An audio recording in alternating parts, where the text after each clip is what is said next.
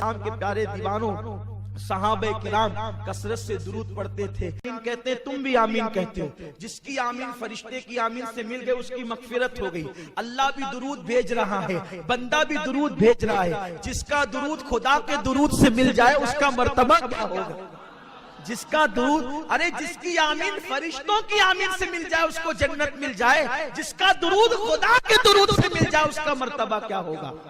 इमामुल मुतकल्लिमीन मौलाना नकी अली खान अलैहि रहमा जो आला हज़रत के वालिद बुजुर्गवार है, फरमाते हैं एक मर्तबा दुरूद पढ़ना पूरी दुनिया की नेमतों से बढ़कर है। दुरूद वो है, दुरूद का सवाब वो है।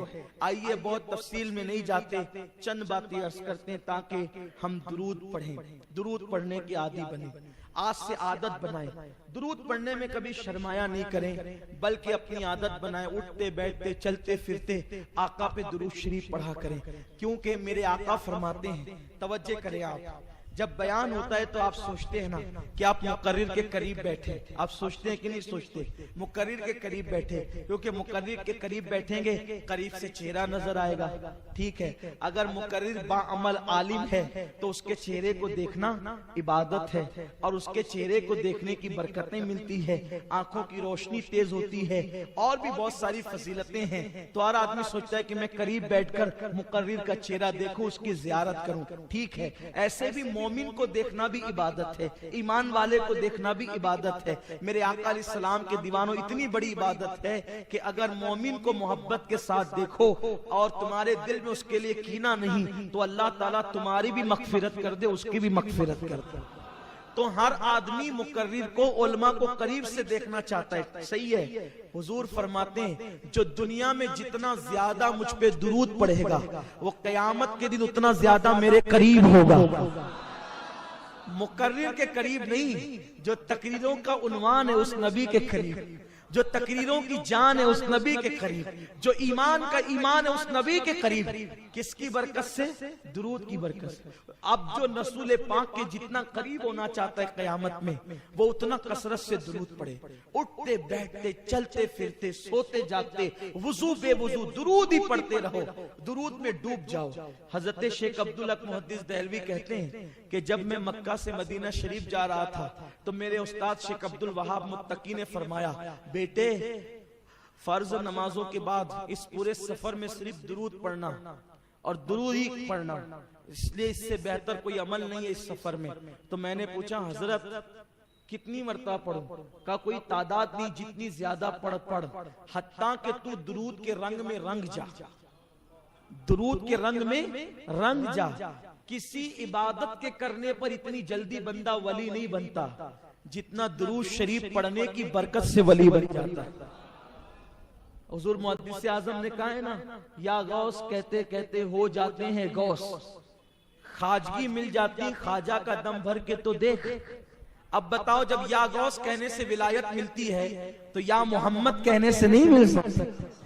गौसुल आजम को या मोहम्मद कहने से विलायत मिली है, उनको ये मर्तबे मिले हैं। हालांकि हमारे बाज़ उलमा ये कहते हैं कि डायरेक्ट या मोहम्मद कहना बेअदबी है, लेकिन हमारे बाज़ उलमा ने जो इस पर नुक्ता बयान किया वो ये है कि हुजूर का नाम बतौर नाम या मोहम्मद कहना ये बेअदबी है, लेकिन हुजूर का नाम एक मुकाम पर नाम है और दूसरे मकाम पर वो मुकम्मल नात है।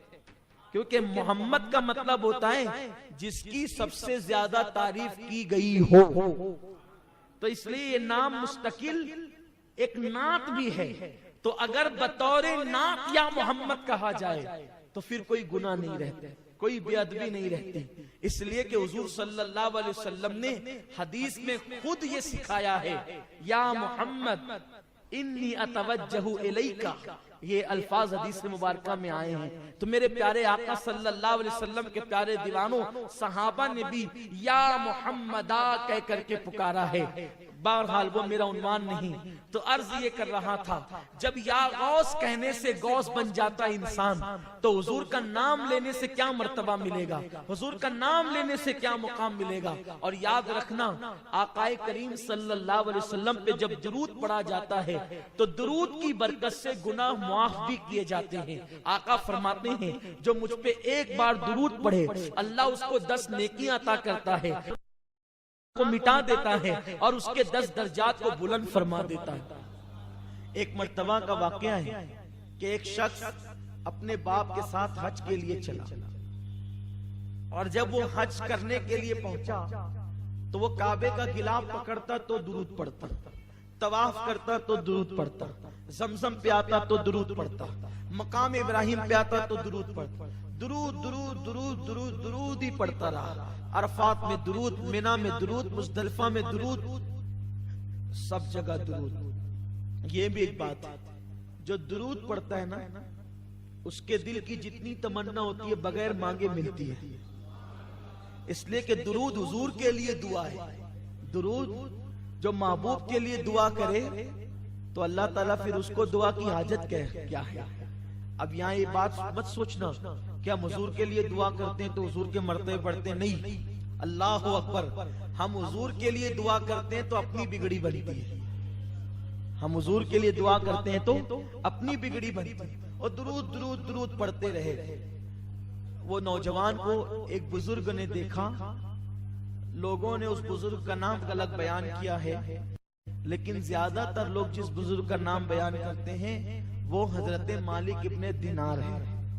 حضرت مالک ابن دینار نے اس بندے کو دیکھا اور پوچھا کہ اے بندے، تو طواف کرتا ہے تو درود پڑھتا ہے، عرفہ میں درود، مزدلفہ میں درود، مقام پر درود، ملتزم پر درود، ہر جگہ درود درود، کیوں درود پڑھتا ہے؟